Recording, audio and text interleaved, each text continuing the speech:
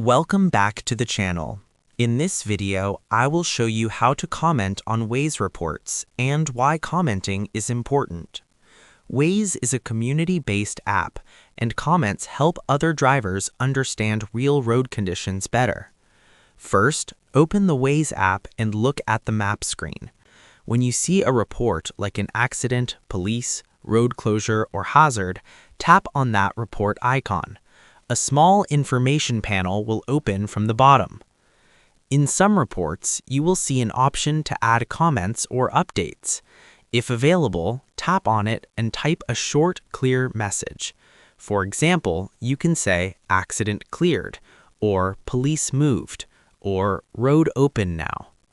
Always keep comments short and accurate. Do not type while driving.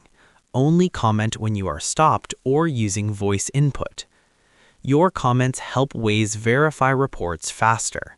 When multiple users confirm or update a report, Waze adjusts the map automatically. Commenting responsibly makes Waze better for everyone. That's all for this tutorial. If you learned something new today, like the video, subscribe to the channel, and share it with fellow drivers. Drive safely, and I'll see you in the next one.